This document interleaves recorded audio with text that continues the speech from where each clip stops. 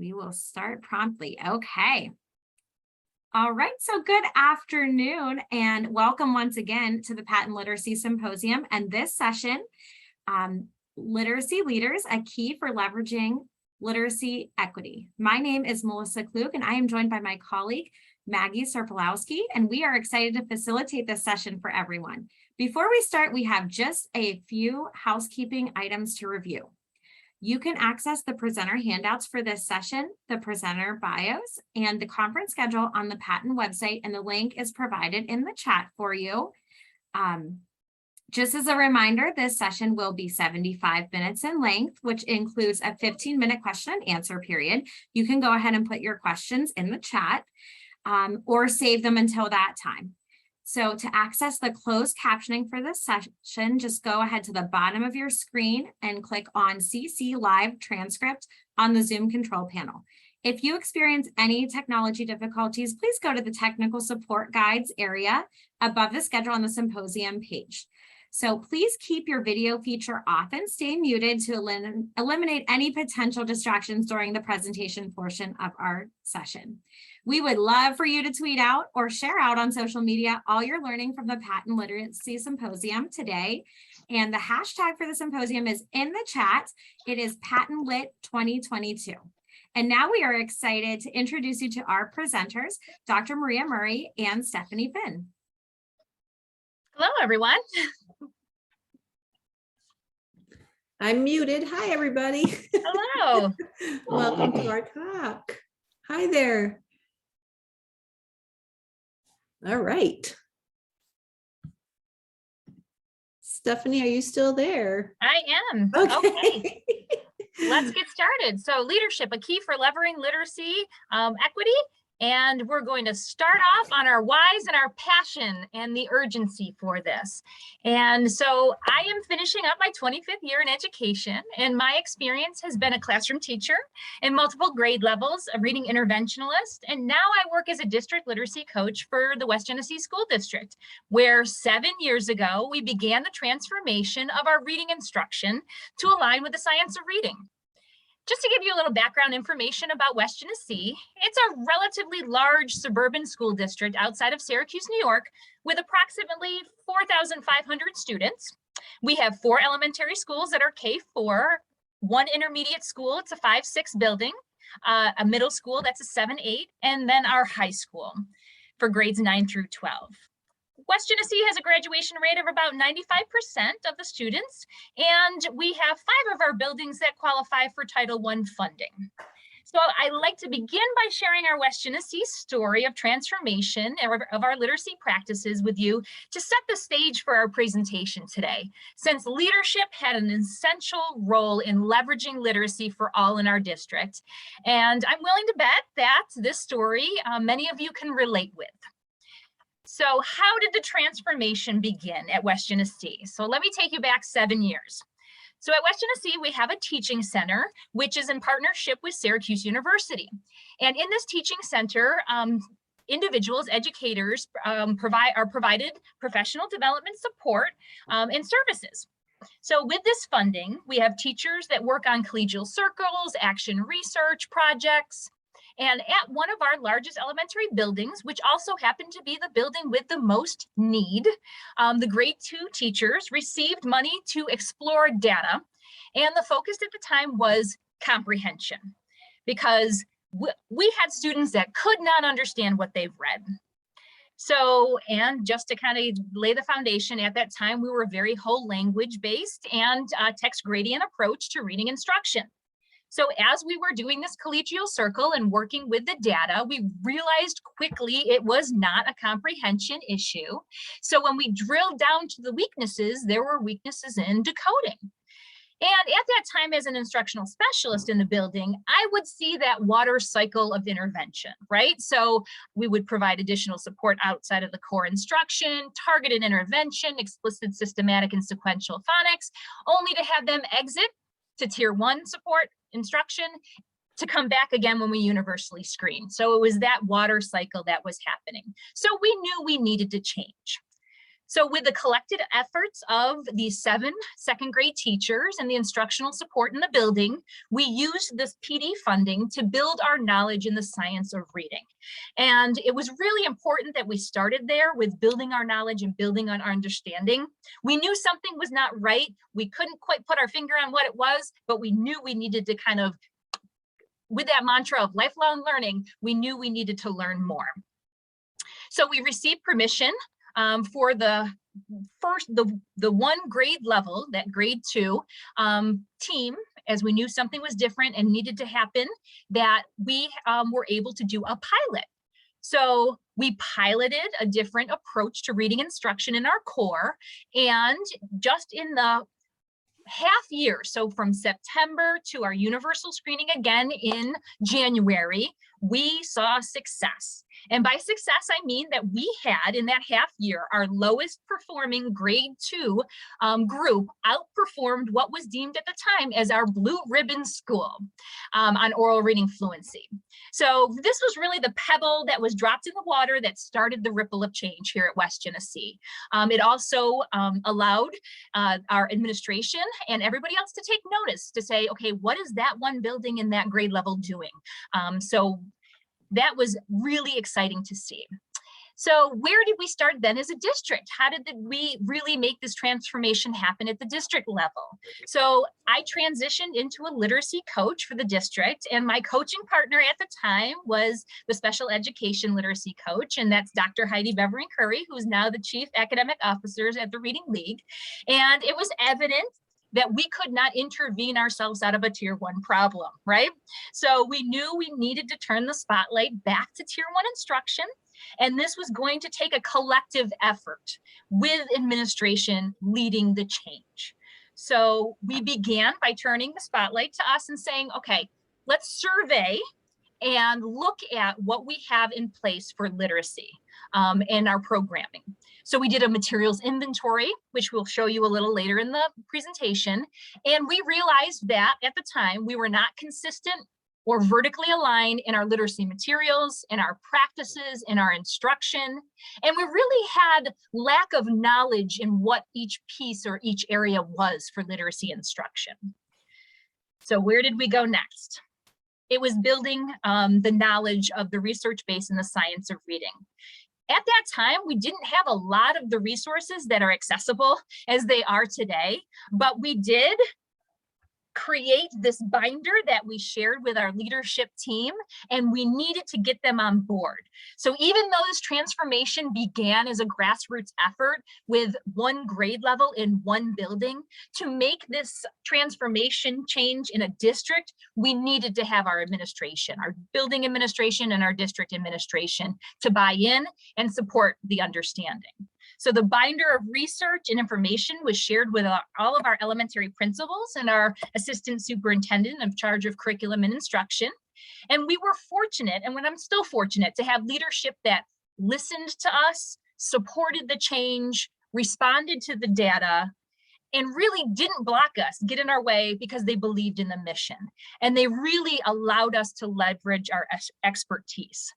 And from there, we formed our Literacy Institute, we call them, which really is a collection of teachers at every grade level, special ed providers, our ENL, even our librarians, to be the core team that works in our district to continuously keeping the ship rowing in the right direction. You know, it's a long process, and as you're constantly working on this, you need people together to make sure that you're weathering the storms that always kind of come into the horizon in education. So we reviewed our curriculum, we did a program adoption, and we were laser focused on literacy for all. And then we knew that we needed to what we needed to do and what we needed to know moving forward. And so as we were making this transformation, we began to think about, okay, how can this be done at a larger scale? So from this transformation here at West Genesee, we started to have the Reading League journey. And Maria's going to share with you a little bit about, you know, our story together with the Reading League journey. Thank you, Stephanie. And I just want to give you a gigantic shout out to everyone that's here listening or who might listen to this recording later. Stephanie is our the chair of our board of directors at the National Reading League, and she's our rudder in any storm. So passion is what she has in, as you can see, we're very blessed to have her. So her experience, her journey, what she crafted along with Dr. Heidi Bevering Curry was the model. I live in the West Genesee School District. I was very familiar with what they were doing. It was fascinating to watch something I'd never seen before happen. I had never heard of a school that did what they were doing. And yes, so that picture is a really old picture, but you might recognize some of the people. There's Stephanie on the left, and Jessica Pasick in the black there. She's now on our staff. Joreen Cook next to me was our first chairperson, and so forth. These were our board members meeting at a Panera and stuffing envelopes and planning a live event. But we established our core transformational model, which really highlights leadership and building that equity and literacy on what happened at West Genesee. So without further ado, we will continue. And now that you have that background story, we can keep referring back to it, and it'll make a lot of sense throughout this presentation. All right, so the mission of the Reading League, I'm sure you know it. The purpose for our very existence was our desire to advance the awareness that there's an evidence-aligned pile of research on how to best teach reading. And then which is happening if in the last 5 years, think about how many more tens of thousands of teachers are at least aware that there's some evidence out there. And then our mission is threefold. So then we also are intent upon building and understanding the knowledge. We are knowledge brokers, pretty simply put. And then also the use of it. Ultimately, what good is it to be aware of it and understand it and know about it? We really need to get it into the classrooms. So that is our mission.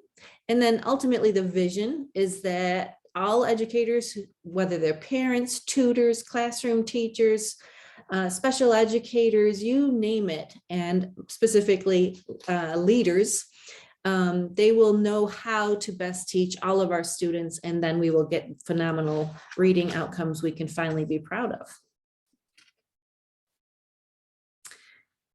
So there, I'm not going to read you the agenda. You can scan it, but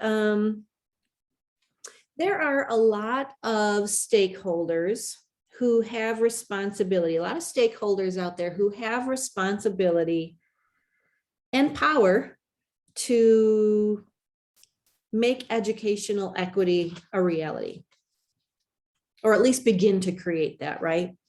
So one piece of educational equity, obviously, otherwise we wouldn't be here at this amazing symposium, is literacy. And we know, if you heard Tracy Whedon's amazing keynote just a little bit ago, the imbalance between those who are taught to read and those who are not,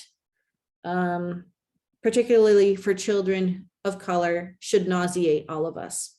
So that's one piece of educational equity, literacy. There's a lot to it, but literacy is a big one. One stakeholder that we are calling to action today in this talk is people in positions of leadership, because leaders, as we all know, are in positions of power that can make decisions or and to lead great things. All right, so we're going to talk about all of these things in this agenda with you today. So why does leadership matter? This information here is from the Lead for Literacy Center. We put a link at the bottom of the slideshow. The Lead for Literacy Center is operated by Boston University's Wheelock College of Education and Human Development. And the center provides assistance to schools and district leaders that build their capacity to facilitate improved teacher implementation of the evidence of literacy practices to improve literacy teaching and learning outcomes for all students. So when we look at school leaders, they have impact on student achievement. So school leaders are second only to the classroom teacher in their impact on student learning. School leaders promote equitable outcomes. They play a critical role in supporting the literacy needs for all students, including those who are at risk for literacy-related disabilities. by designing and evaluating effective school-wide reading plans with multi-tiered levels of support implemented. School leaders also build strong literacy teams. They improve teaching and learning by promoting staff motivation, by a commitment to the transformation, a commitment to the change, positive school culture. And then finally, school leaders are instructional leaders. So they actively support implementation of evidence-based literacy practices by providing that access to high quality professional development, coaching, and feedback opportunities. So these are the pieces that this is why it matters when we're talking about leadership. So we do want to clarify some definitions that we'll go over today in terms that we will be using in our presentation. When we talk about leadership, typically most people think superintendents, district leadership, principals, directors, individuals that have their certificate of advanced study. But really what we're saying here is leadership at the building or district level can also be teacher leaders as well. As I mentioned in our transformation, it started with grade 2 teacher leaders that took ownership of their learning and teaching. And they were leaders in our district as we made that transformation. So think about coaches, instructional specialists, any educator that takes the lead role of leading a group to move forward can be considered leaders of their district or their building. When we talk about principals, it's the person with the highest authority and the greatest responsibility for the management of the school. And those principal really does mean the head teacher, right? So they're learning and working right along with the classroom teacher. And then when we use the term equity, we know that people do not start from the same place.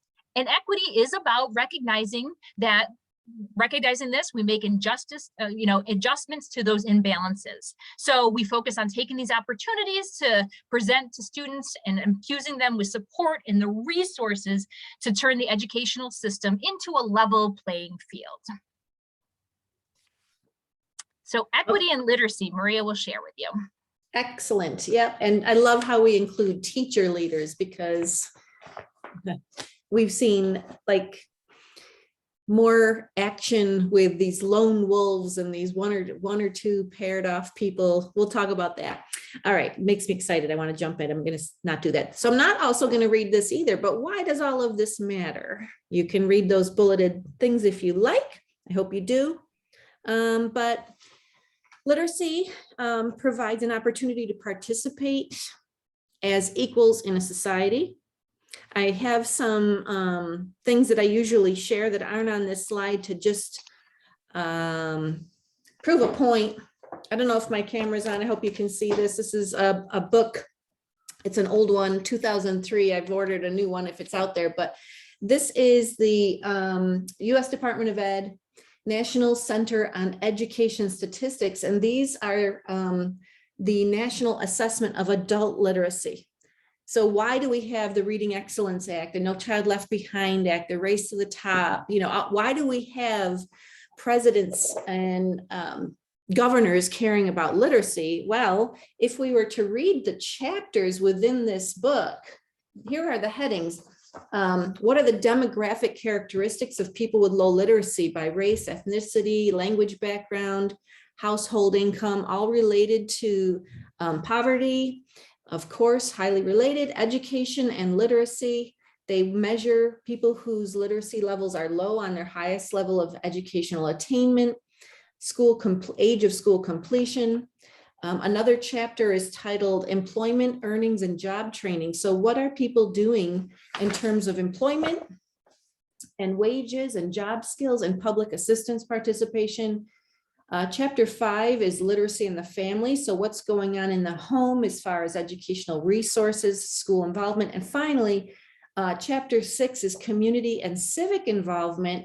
How are folks with low literacy doing when it comes to in terms of volunteering? What are their sources of information about current events, voting, and so forth? So the fact that there is regular collection of data on that is pretty telling. And what else I wanted to say, but more sad, these people that became adults that we are following for adult literacy were at one time children. who we did not successfully teach to read in our system. And there is a plethora of research on how this affects their self-concept, their self-esteem. It increases their sense of isolation and exclusion. Up to half of children who have reading difficulty are regularly teased and bullied. They experience teachers who perceive them as being lazy or stupid.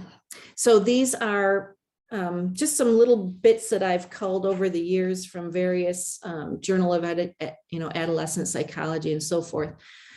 But on the flip side, if we provide good reading, which leads to stronger literacy, that builds resilience in so many good ways, which we can't get to. So let's keep going on this equity piece. Stephanie found this beautiful picture that we included. Diversity is a fact, equity is a choice, and so forth. So yes, 95% of children reading proficiently would be phenomenal. It's something we all have, that golden ring of a percentage. But in order to get to that, of course, we have to pay attention to the bottom 20%. And our leaders have to make the choice to make that happen. Without leadership, knowing that that's possible and how to achieve that, we won't get there. Equity means all means all. Okay. Now, the next two slides each has a quote on it from a recent paper by Nicole Patton-Terry, Dr. Nicole Patton-Terry, Director of the Florida Center for Reading Research. She will be our opening keynote at our conference in October. We're delighted about that. She wrote a paper called Delivering on the Promise of the Science of Reading for All Children. And she says, among fourth graders, an astonishing 82% of African-American students and 79% of students eligible for free and reduced lunch programs were not reading at proficiency. There's the nauseating truth. Okay, that data is saying some things about equity and literacy. And then the next slide, she goes on to say that we simply know too much to allow for uninformed guessing. We need to use our field's incredible interdisciplinary discoveries about reading, writing, language, and literacy to inform decisions you make or we make about how to teach students, engage their families, participate in their communities, support our leaders and be supported by our leaders, and promote policies. So we can't wait to hear her talk more about that in October. All right, so thousands of educators, we know, are doing this. They are doing this call to action.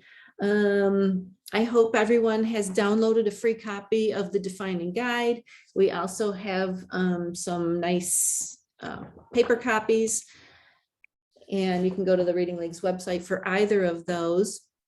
They are great. They make great gifts for leaders in your school district, printed or purchased, either one.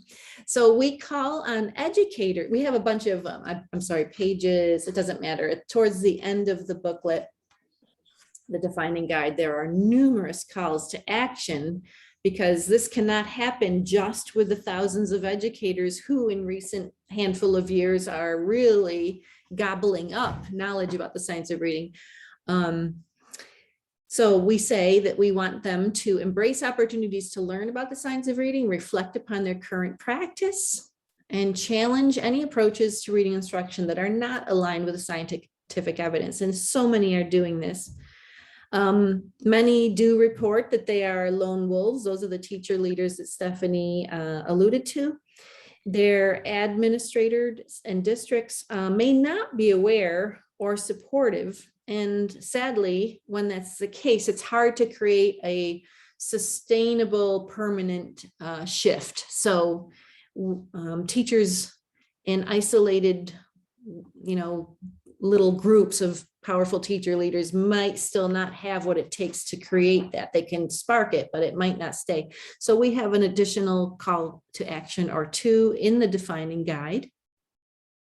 And so we call on district and school administrators, school boards, school committees. There's a lot of leadership here to prioritize PD on the science of reading for themselves, not just for the educators in the buildings, and for them, of course, and then to provide that necessary support. For an example would be coaching, to adopt evidence-aligned assessments, resources, and instructional practices, to adopt them and to implement them. And we also, while we're at it, talk about leaders, call on state departments of education to collaborate with experts in the science of reading to design responsible rollouts. Stephanie, that's one of her passions as well, talking about like these initiatives that come out and you have 5 minutes to get ready for them. They're happening in 6 months and here they are and no one knows what's going on and they don't stick. But anyway, we need responsible rollouts of these initiatives based on findings from the science of reading, not just a little bit of a sprinkling of it here and there. And we need to prioritize leadership prep, because we're talking about where a lot of us are calling for teacher prep to become more aligned with the science of reading, but we need leadership preparation to be in line with it as well. And otherwise, how will they be able to support what the teachers are trying to do and what they need to do? Okay. So the Reading League does have numerous school-based partnerships with districts across the country and a couple of them outside the US. And typically what the model is based on what West Genesee did. First and foremost, leaders, administrators need an introduction to the science of reading. They need to understand it, and otherwise, how can they support it? And then once they do, and I'm going quickly, there's a lot more to say about that and we'll get into it. Teacher introduction to the science of reading. And then we beg the leaders in the buildings to allow the teachers some time to gain knowledge through professional development. We have a required PD sequence and then ongoing PD once the required sequence is completed, taking into account how far the school has already come. And then all of that is supported by coaching, and it takes years. This is not a one and done.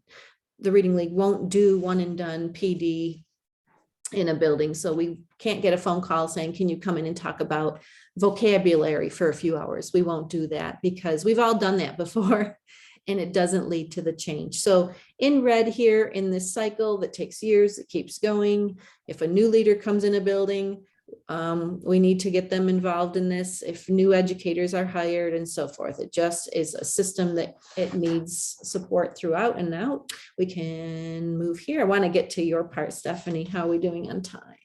Perfect. Okay. So leader support and collaboration in school-based PD partnerships. The Reading League needs to be sure that they are willing to support and provide that PD and coaching and any supportive materials that might be required. And also to be present and engaged. When you see an admin or leader who just will pop in for a minute, that's sending a little bit of a different message than we need. So we want them to be present, to learn, to be vulnerable.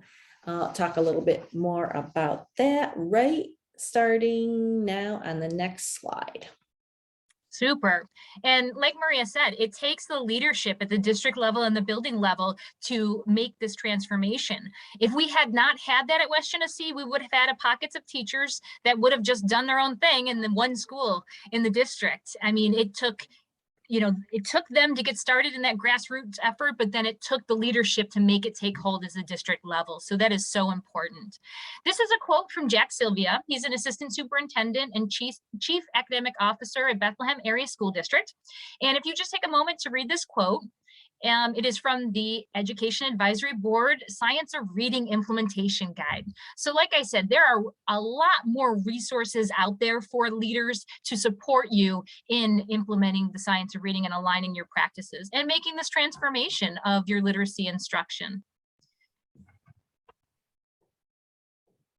The one thing that Jack says here is that supportive and knowledgeable leadership is critical, right, to ensuring the lasting success of any initiative. But principals don't always have that background knowledge. So as Maria said, you have to be learners right along with your educators. So in reading instruction, they're also lacking the same knowledge as possibly the teachers are. So building and district leadership need the knowledge of the science, because without this knowledge, how can a principal support how teachers or hold teachers accountable? You know, they won't even know what to look for. Or how can they oversee the selection of instructional materials? Or how can they lead data-informed decision-making or collaboration in this work across the whole district? Or even have conversations with parents, community members, board members, all stakeholder groups to kind of really support and defend the transition that was happening. When this was happening 7 years ago at West Genesee, we had a lot of our leadership go to certain meetings across the state, across the district, across the county, and a lot of districts were saying, what are you doing? Why are you doing this? Why are you making this change? This is not how we roll. And it was amazing that our leaders could talk the talk on the why, and that is so important. So the ongoing implementation is necessary to ensure this lasting impact. And simply providing the principals or the teachers or the district leaders with the knowledge, it's critical, right? It's essential, but it's not enough. So even the best professional development can fail to translate to classroom practice if there isn't that ongoing support and guidance. So as Maria said, it takes years, but you have to have the buy-in, you have to have the knowledge, and then you have to have the perseverance to continue on with this work. So one of my favorite quotes that I use all the time here is, alone we're smart, together we're brilliant. And effectively, you know, to lead this reform and embrace the science of reading throughout school districts, it takes a team, right? Everyone in the organization needs to be swimming the same direction. And as I mentioned, I'm fortunate to have leaders in my district that believe in the mission, they believe in the work, and they believe in their educators. So when it comes to leadership, you surround yourself with people that know, that people have the information and can help and guide, and then listen to them. Don't block it. There's a lot of things that happen in education that can get in the way, that can cloud the focus of a true transformation. And we can't let that happen. And the leaders have the power to not let that happen. And then leveraging the expertise of the people that are around you. So here are some common misconceptions that often are perpetuated, and they really do undermine the change that districts are trying to make. And the one thing is, district leaders, you have to collaborate with principals or collaborate as a team to really have a set of talking points, if you will, in response to these misconceptions, because it addresses the potential opposition from resistors and resistant individuals. So a few of the misconceptions is that learning to read is a natural process. It's not a natural innate process, right? It's one that we actually rewire the brain itself through systematic sequential instruction, explicit instruction in a number of critical skills. You hear a lot, it's the home environment. We can't help these kids. We know 95% of students can read. Are there other barriers that come into play? Yes, but that does not mean that we can't get them to be successful and literate. Memorization of sight words. Nope, we need to teach that phonetic decoding to an advanced phonemic level so they recognize words by sight. So a lot of these misconceptions, it takes a team approach to really have the talking points to help you through it. More misconceptions, because there's a lot out there. Using picture cues, MSV. Early readers need to be taught decoding, right? Phonological, phonemic proficiency, decoding, and the research confirms that strong readers rely on the decoding, while weak readers rely on things like pictures and context clue and memorization. Comprehension strategies. So if we're thinking about comprehension support and instruction, it is critical for all readers to be able to read the words, right? You can't comprehend what you cannot read. And that automaticity in decoding and attaining that language proficiency and building up their background knowledge is really all the pieces that need to go together to that pot of gold, which is reading comprehension. We talk about nonsense words a lot. Nonsense words are great for a measure, but not an instructional tool. And then we have some individuals that really have a strong understanding, but then we still get confused now and then. So really having this ongoing understanding in this PD for teachers is important. English is too irregular for phonics to work. So more than 80% of single syllable words are completely regular. And for those that are not, we can have partial decoding for our students. So teaching patterns behind language, the irregularities, it helps students recognize those spelling patterns. And then another last misconception that we highlighted here is read alouds are important before students read a text on their own.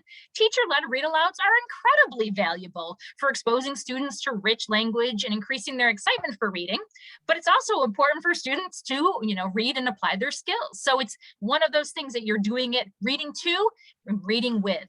Both are important.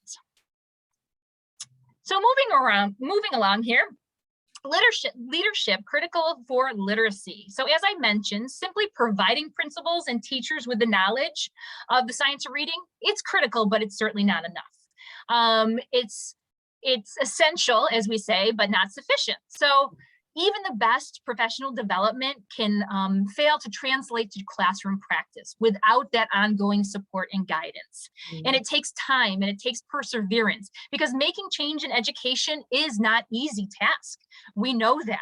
We know change is very difficult. So district and building leaders, you need to create a clear and consistent structure that will ensure teachers know how to translate this knowledge that they're learning into practice. And then you support them with doing so.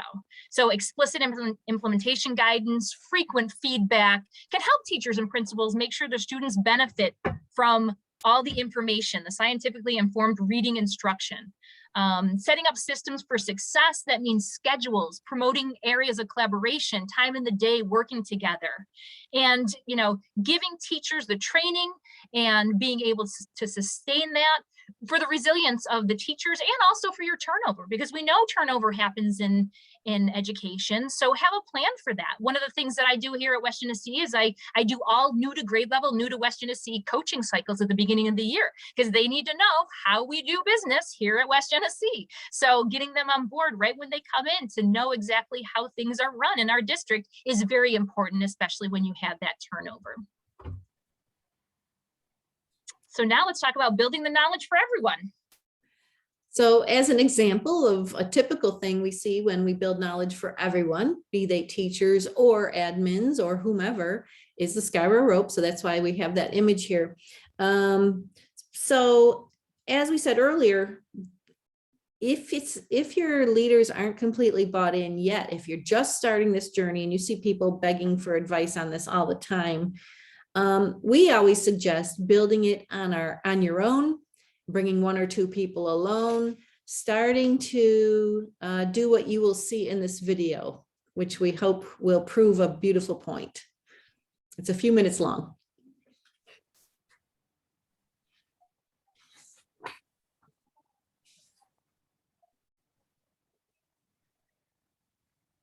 If you've learned a lot about leadership and making a movement, then let's watch a movement happen start to finish in under 3 minutes and dissect some lessons.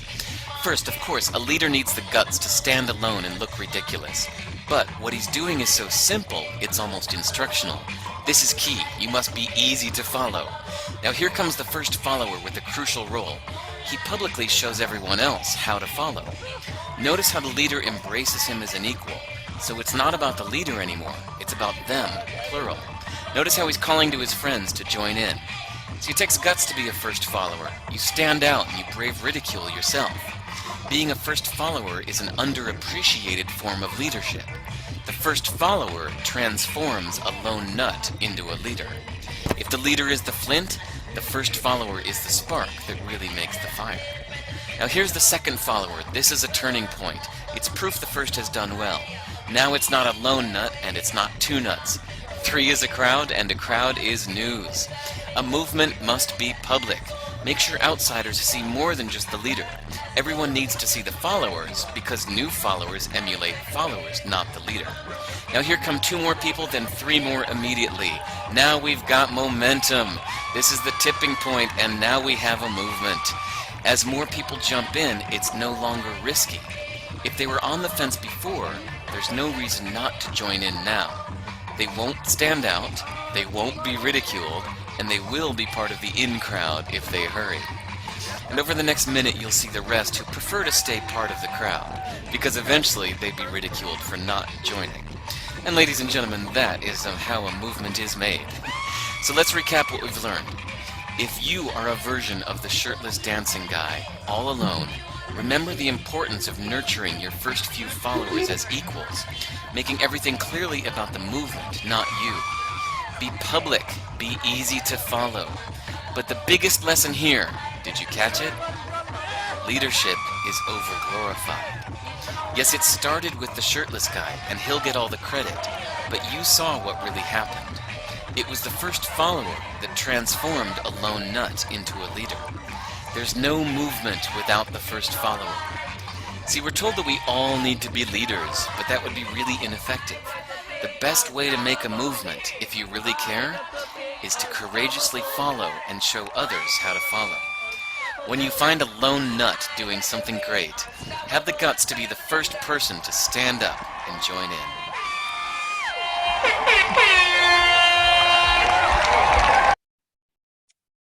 We were a lot of lone nuts at West Genesee. Oh my gosh, that's great. My husband says I always scream like that screamer at the very end. He says, that sounds exactly like you. So yes, a shout out to anybody who has dared and brave to be a lonely nut, and then immediately done such a good job at that you created a follower, which created more followers. Maybe the second grade team wants to know what the first grade team is doing, and so on. And then it just grows, and you start getting the data, and you start seeing the impact, and you start getting the attention of your administrator. So you can start a movement that way. And hopefully one of the first followers you have is the administrators. So great. I'm glad that I read that some people already use that video in their trainings. All right, so let's talk about one of the most important jobs of administrators in this work as literacy building equity is this, supporting the educators they have. Okay, so we titled this vulnerability because it does lead to trust. And one of the hardest parts of our transformation was admitting that we had an issue with our instruction. But it's important to be vulnerable and shine the mirror back on your practice. So as we went through, it was critical for all educators and leaders to embrace this mantra of lifelong learning and actually practice it. Like in education, we say all the time, we are lifelong learners, but to put that into practice and actionable, like real beliefs, means that you're going to be able to change your practices, even if you've been in education for, decades. So it is okay to admit that you have unfinished learning. It's okay to say that we need to change our practices even after many years of being in education. And you need to use that data to drive your decision making. And when we think about committing to this and having this discomfort, you will have discomfort. Resistance often comes from a lack of knowledge or a lack of understanding, a fear of change, maybe for some people, and a shift in instructional practices or what you've already known. Discomfort is natural. It's even a healthy part of any systemic change. So you have to focus on the clear, compelling vision. Acknowledge that change is a loss. Mourn that loss. We did have to say, okay, this is how we used to do business. This is how we do it now. And we have to move on. A catchphrase that we use very often is you don't have to be bad to be better. And when you know better, you do better. And I think if you live that and really know that as lifelong learners, we can ebb and flow and change. It's about building systems of support for educators, and that comes with that collaborative culture. Leadership is going to roll up their sleeves and jump into the work, and that is essential.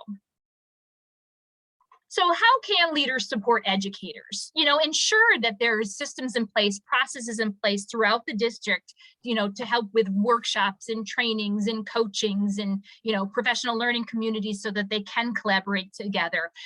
Build in time for data-informed decision-making, ongoing collaboration. It can be difficult for teachers to integrate professional development in learning into their classroom practice without that extension of that coaching and that guidance.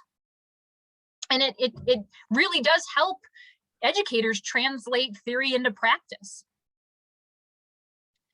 And when we think about systems and structures, the systems and the practical structures need to be in place, right? We have to reflect on the components and say, are there any pieces to the systems, to the structures that are in place that can be tweaked or changed to support learning? And if that's the case, then you can focus on a change in a structure that can be made. And sometimes something small like a change in a schedule to allow more time for teachers to collaborate or have data discussions or review their data can make a huge impact on your implementation. And it's really important that you have ongoing assessments, whether it's your formative assessments, your universal screening. You need to have that data to drive this decision making, because that's the third party point right there to say, this is how our students are doing. Either we keep going, step on the gas on the right track, or whoa, we have a problem and we need to make the change. So it's not, well, this student and that, or how I feel or how I think. It's what does the data show me? And when we come to curriculum instruction, it's important to support rigorous and coherent systems of curriculum instruction and assessment to support each student's academic success and well-being. When we look at the work of Robert Marzano, the single most important initiative a school or district can engage in to raise student achievement is a guaranteed and viable curriculum. Guaranteed, that means all students have the equal opportunity, time access, to learn this rigorous content. Viable means it is attainable, doable. Teachers have adequate time to teach the content for students to learn the content. So, the Ed Week Research Center reported that district or school leadership selects about 92% of the reading programs used in classrooms. Yet the most popular programs that are being used are unsupported by the science of reading. So leaders really do have power to make change, and with that knowledge, select curriculum and instruction that is going to align with the science of reading and help support our students. So, and when we think about time allocations, you have to ask yourself, are these things in place for learning? So concrete grade level guidelines for how the reading block should be allocated across the foundational reading skills. What are the critical components children must master at each grade level? Why are these skills in the foundational what are the skills that need to be taught for long-term reading success? So you have to ensure that teachers are given the fundamental information related to teaching the foundational skills, clearly defining the skills at each grade level and supporting their practices in the classroom. And again, ask yourself, do you have explicit guidelines for the teaching the foundational reading skills? Do you have pacing guides? Do you have longitudinal outlines of how students at each grade level, vertical aligned maps that show the progression of reading instruction and what each grade level will help support each other on? And how can we ensure that adequate time is allocated to that explicit systematic foundational skill instruction? So leaders can establish these expectations and what the science of reading entails, and then assist teachers with this lesson planning, with this day-to-day support and instruction. So thank you to Nancy Young for giving us permission to use her very colorful and important and informative and convincing ladder of reading and writing. This goes perfectly with what you just started saying about Tier 1 instruction. When we work with school districts, they may have a current curriculum, they may be piecemealing things, they may want a new curriculum. We do encourage building leaders to, again, give teachers the time to build some knowledge first before making any significant changes. I do worry a little bit with funding being pretty rich lately and people going right to buying a new curriculum is the answer, because we all know that even the most phenomenal curriculum in the world may not get the outcomes in school A, but may have wonderful outcomes in school B. And why is that, right? So it's the, the implementation, the knowledge of the person using the tool is critical. But that being said, tier 1 instruction, again, guaranteed and viable curriculum is needed for that. It is the core by which all students, so if we're going to get to that 20%, a good place to start is with all students receiving that quality program that is aligned with the science of reading. So the intent, I'm going to just skip down here in the interest of time. We do want high quality instruction given to all students. We often hear in some of the schools we partner with after a year or two, okay, we're ready to move on. We've had knowledge delivery, we've got PD, we've got coaching, we've got this new amazing curriculum, we've had training on it. Let's go, let's move to other things. Let's move to tier 2, let's move to tier 3. But we like to say to them, okay, let's look at your data. Are you seeing the majority of your students, a high majority of your students, achieving proficiency with the tier 1 that you have right now? And if not, why is that? So we don't want to just abandon it. So this is a wonderful tool, a convincer to show to leaders as well, because they might not have an understanding of what certain students will require, how many of them, and so forth. So some may require a structured literacy approach, likely essential, and some might just need facets of it that would be valuable and so forth. Okay, so moving along from that. So as we support districts who are moving their practices to be more in alignment with the findings from the science of reading, we expect their leadership to support curriculum and assessment updates, getting them more in alignment, so planting some flowers there. Continuous training and ongoing professional development based on what is needed. Again, that's another flower that can be planted. Report cards, I'll let you talk about that stuff. How did your district handle that? And we hear that a lot, and people might wonder, like, oh, our report cards used to be this way, and now what do we do about that, and to inform families? So I'll pause and let you fill in there. So one of the things we said when we were looking specifically at the skills that students were either successful with or struggling with, it was the difference between looking at students through microscopes, whereas before we had telescopes. So it was really big picture before, as far as text gradient or what we thought the skills would be, to saying specifically, this is what your child's struggling with, this is what we're working on, and this is how you can help at home. So aligning our report cards to the standards, to the skills, to really hone in and report to families, because that's the biggest piece of report card, making sure that families are connected, they know how their child is performing, and they know what they can do to help and support in the team effort. So it was a really simple, seamless transition for us to go into a standard-based, skill-based report card, because we were so focused on the skills that lead to proficient reading. Thank you. Awesome. Perfect. And so planting flowers is fantastic, but I don't know which one of us here coined another term we like to say is, Twinkies and beer. You can't keep feeding kids Twinkies and beer and expect the reading. As far as instruction, you can understand what we mean by that. And also add in a few vegetables. You have to eradicate the bad, not very helpful instruction. So we got to pull the weeds, and that means removing materials and practices that don't align. That could be a Twinkie or a beer. And of course, all the way through transform practices. We encourage leaders to be ready, give them a heads up that teachers are going to get some PD and then come to you and ask, can we stop doing X, Y, or Z that we do, that we just learned are not effective. Can we stop doing that? And that administrator or leader has to be ready to say, yep, let's let it go. Okay, Even if you take a financial hit. that's right. Yeah. Okay.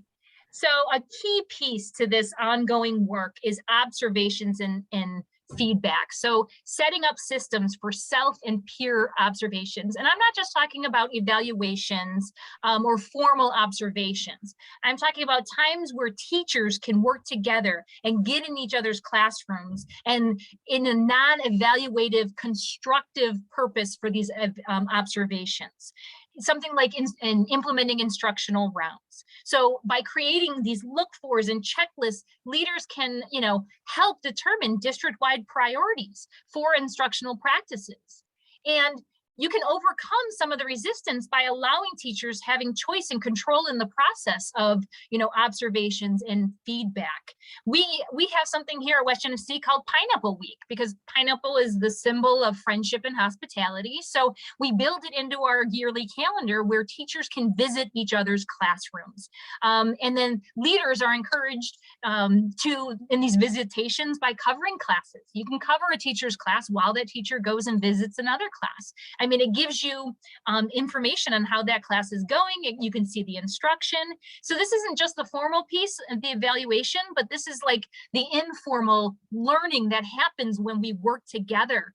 And we also had recently our 9th grade high school teachers go to our 4th grade to see how they implement differentiation and group work to kind of help them put things in place for their instruction. So we can all learn from each other. Again, you have to be vulnerable. You have to be vulnerable and willing to open your doors and willing to kind of say, I need to continuously learn.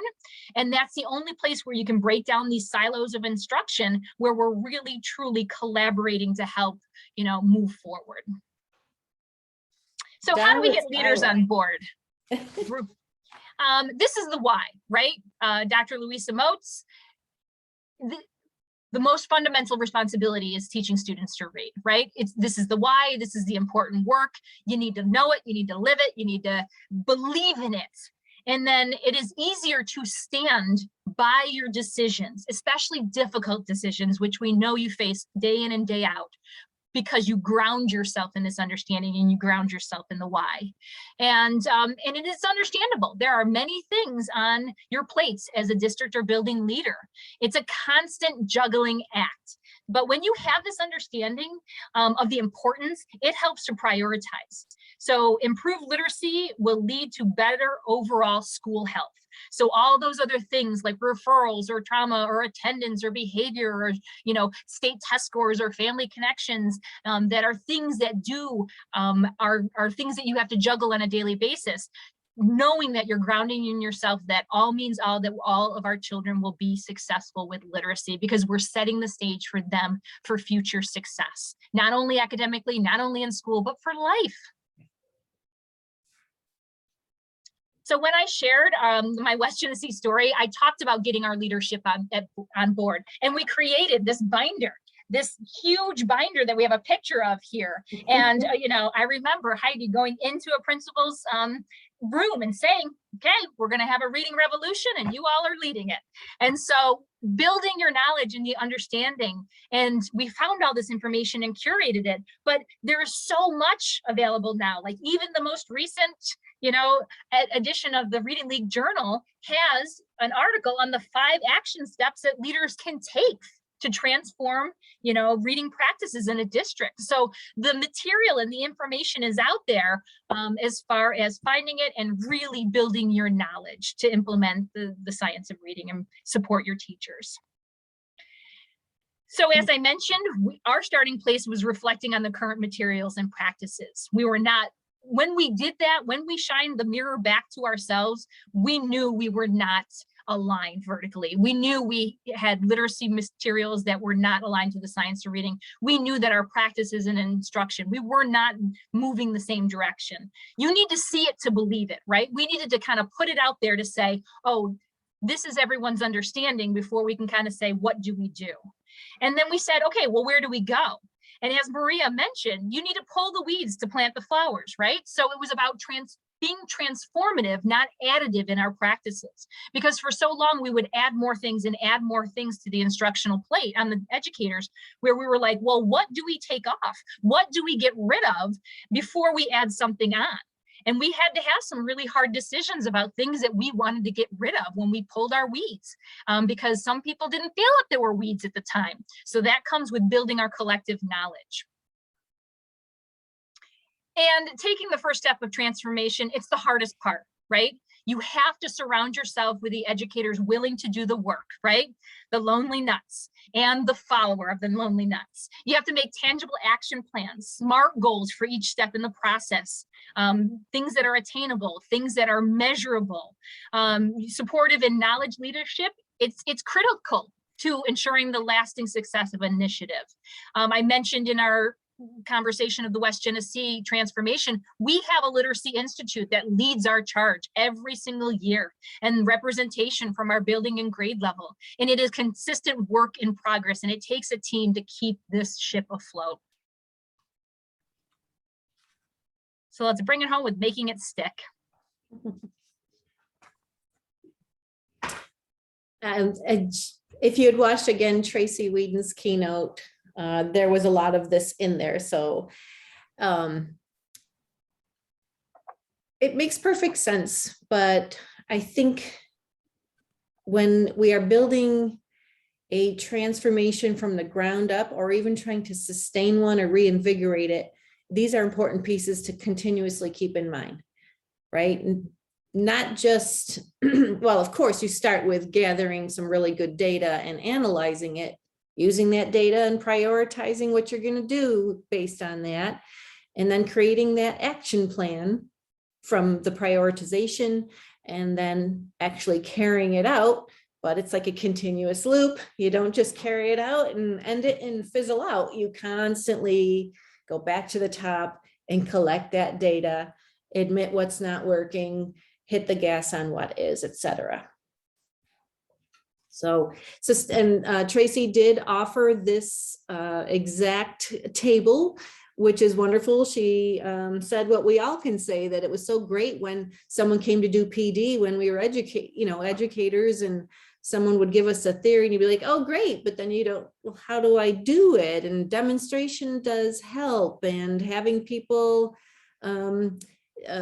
make us actually practice what we learned and build our skills and help us transfer things to practice is great. But coaching is a form of leadership, and wonderful when leaders do provide those. So because, I mean, look at that bottom line number over on the right. When you have coaching, ongoing support, ongoing guidance that is supported from leaders, they transfer to practice of what PD has shown us to be effective is unbelievably much more strong.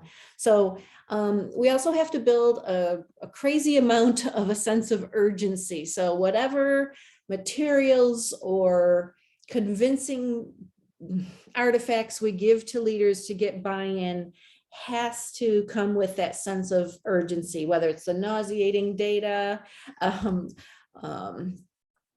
a frank look at outcomes, or whatever, what's at stake. And a sense of urgency also, if you keep that going and always remind yourself of what what's at stake, will prevent you from taking your foot off the gas. Because we've all seen initiatives where everyone's gung-ho, and then in a year or two, everyone's like, yay, we got our numbers up to 60% of kids. No, like we can just go back to some of the little things we used to prefer doing. No, but all right. So it does need to become part of a leader's work to prioritization, to build that culture within the district, so that the capacity is built within to sustain itself. And so that 2 slides ago, I'm going to pull it up here. The last bullet was carry out the action plan, implement what you did. Well, this is a great book to start with if you're building leadership buy-in. Jill Jackson writes that you need to have a plan. Of course, you need to work it. And as we said at the beginning of this, there's going to be resistance. We can all probably hop on and turn our cameras on and tell stories for hours of the resistance we've witnessed. It will all sound the same. Not the end of the world. Just keep going. Keep that backbone straight. And don't be intimidated. Some of those people that resist can be quite intimidating. Don't be overwhelmed. Work the plan. And even if the plan doesn't go over perfectly, it's better than what you had before. Work the plan. And I just love number 6. Walk with your staff, talk with your staff, be with your staff. No more of this, I'll pop in. Be with your staff. You are the lead teacher. That's what it means. So I hope, and I think we did leave time for some questions. I saw some come in. I think I did. One was a request for your report card, Stephanie, very practical thing. I don't know if that's shareable or how that would work. Oh, certainly. We're all about sharing. Sharing is caring. That's what we say. So absolutely. Thank you for that. A couple other questions that came in. Some of them were just sent privately to Maggie or I, so you might not have seen all of them. Good. Do you have recommendations for a possible book study for school administrators in regards to the science of reading? Did you have a favorite, Stephanie, of what you guys used? I'm trying to think. I mean, our binder was a lot of the articles that came with it. I like Know Better, Do Better. I mean, there's just so many out there. What I found, because educators, we're busy, right? So the smaller little articles that we can kind of go through and absorb and read have been so helpful with this transformation. I don't know, Maria, what else do you? Yeah, and you got to differentiate too, because it depends where you are. Is your admin like completely new to this, and something like Louisa Moat's Reading is Rocket Science would be a great start. The defining guide is a perfect, that's why we built it for people that are new to it. And there will be very soon some explainer videos on the website to go along with each page from various stakeholders, which is cool. Emily Hanford's work, anything with the Oh, hard God. words. I mean, those Hanford. are huge to support. Yeah. The EAB Science of Reading Implementation Guide, brilliant. We referred to this a lot in this presentation. is a great start. Thank you. Yeah, Reading for Life, I agree with you, Laurel, great one. Yeah. A couple other ones. Do you have any exemplars of schools or opportunities to network with schools that have either started aligning with the science of reading or long-term implementers? I think we're looking for just some examples with that question. Oops, I'm typing. I didn't listen. Oh, no. It's amazing to me because when we started this process, as I mentioned, it was just kind of us and a few other districts, and there was like 3 of us together making this change. And now we have groups that get together that have 24 plus individuals in different districts. So I'm always willing to support. I mean, I've talked to districts in Wisconsin, and I've talked to districts because everybody shares the same story, right? It's that story of transformation, that story of change. So we have a lot of districts in our area in New York State that have now made the transition to the science of reading. But if anybody would like to, our email's there to connect with us, to just reach out and we can help and support, because we probably have been there. Most of the hurdles, most of the roadblocks that do come up, at least adding advice to what we did to help and support it. So yeah. That's a very kind offer. Thank you. Make sure you, if that was your question, jot down that contact info. Be nice to jot down either way, even if that was not your question. One more question, unless anybody else wanted to ask it live during this time. What would you recommend for a district with 50% or more students well below proficiency? What would you say about adding a new reading specialist and eliminating a district level literacy coach, with the thinking that the principal would lead the tier 1 support but lack a full understanding of structured literacy? Those are the hard decisions that leaders Very make, right? hard So decisions. when you're thinking of, putting your money in personnel, putting your money in the personnel that are working with the students, right? And really, because even as a literacy coach myself, I am still working with students. I still jump into groups, I still have skin in the game, if you will, because even though I kind of function as the middleman between administration and, teachers, I'm still a teacher, and I'm a teacher at heart. So really having the people that can do the work. Yes, you still need the administration though to lead the charge and be a part of that. But I always encourage our leadership to put your money in personnel, put your money in the people that are going to help support. Great answer. Yeah, that was great. Nothing to add to that one. That was a great answer. Thank you so much. Seeing no other questions, if you would like to hang on the line the last couple of minutes, we have about 5 minutes.